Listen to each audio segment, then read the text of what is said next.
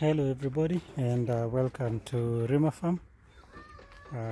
So today we have an interesting update regarding our livestock journey. So we've decided to go clack clack, and you can guess who is the chicken now. Okay, that's enough with the puns.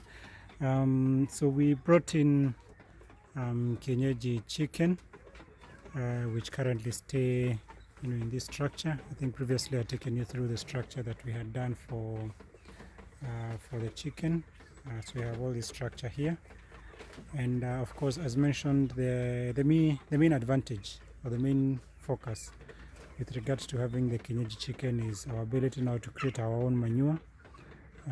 I'll explain to you later how we are also going into organic farming of vegetables.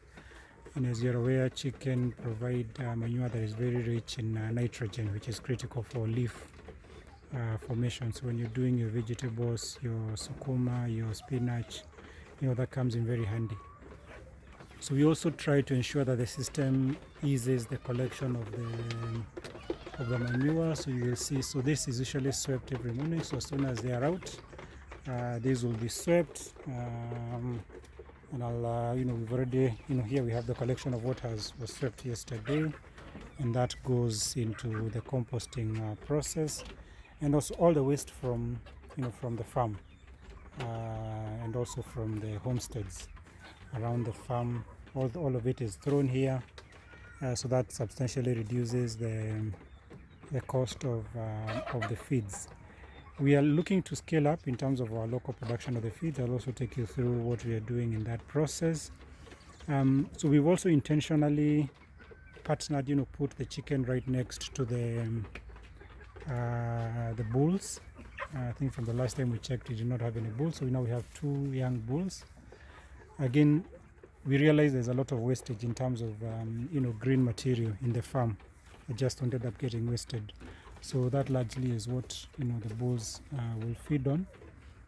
But also one of the most interesting aspects is that when these bulls came in, they used to get, I would say, stung or bitten by flies. They even had sores on their feet and all that. So when we brought in the chicken are able to feed on them, because of course the flies would come from from the droppings, within the shed. And when we brought in the chicken, that problem totally went away, because the chicken, as you are seeing, will go around the shed, eat off all the larvae and the maggots from the flies, so the flies don't get to to spread as they would have previously when there was no control factor. So that really was a very interesting aspect with regards to this farm. So secondly, of course, now also the bulls for purposes of manure production, so that will also increase the amount of manure we are able to produce at the farm. So as you can see, there's already quite a build-up. This place was already depressed, as in it was way down. But as you can see, we've been throwing all the waste from the feed. Hi, dude. Into this shed, and that allows us to be able to do more.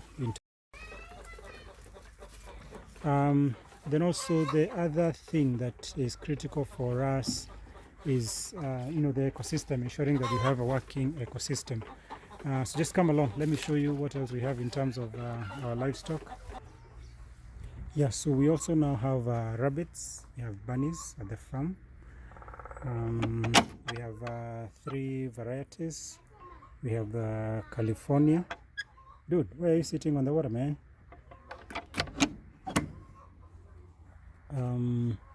Then we have the New Zealand. I've not quite distinguished which is the New Zealand and which one is the California. And then we have the Dutch. We have the Dutch. Where are the Dutch guys? I think that's a Dutch. That's a Dutch. Sup, duck?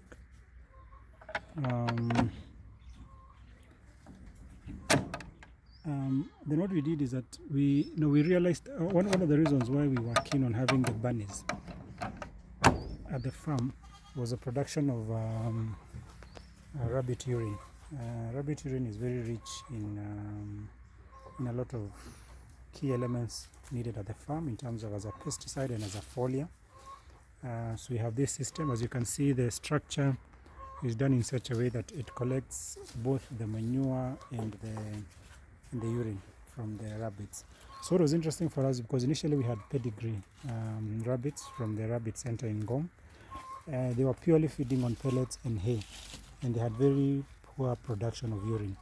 So I got in a few kienyeji rabbits, the ones that you saw there, because those ones feed on the green matter again from the farm.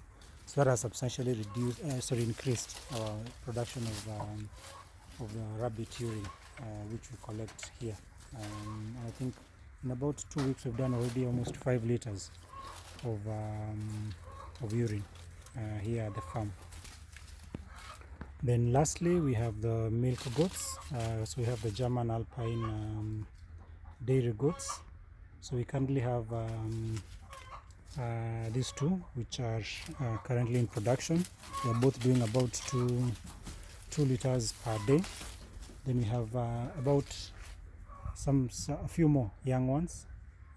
So actually we are hoping to have at least a minimum of 5-6 milking goats, by the end of the year.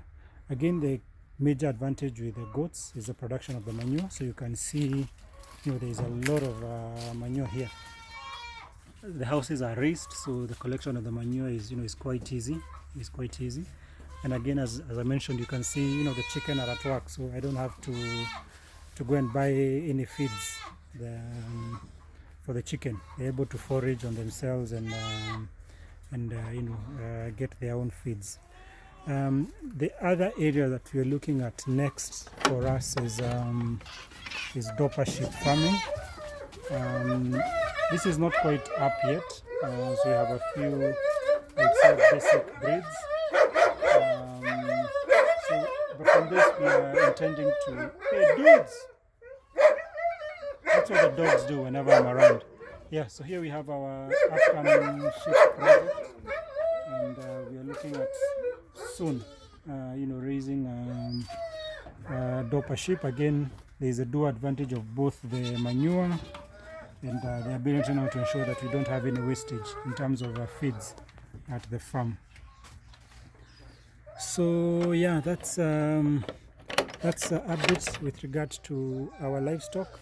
It's been an interesting journey, and we are looking to progressively scale up, and also not just become a production center, but also a center of excellence in terms of learning and sharing of knowledge, and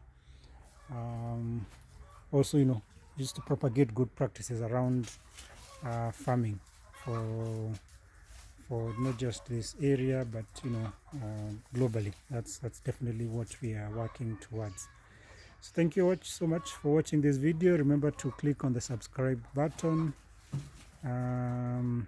give us a like, send us your comments, share with us your feedback. What would you like us to feature next here at Rima Farm? Thank you so much, and goodbye.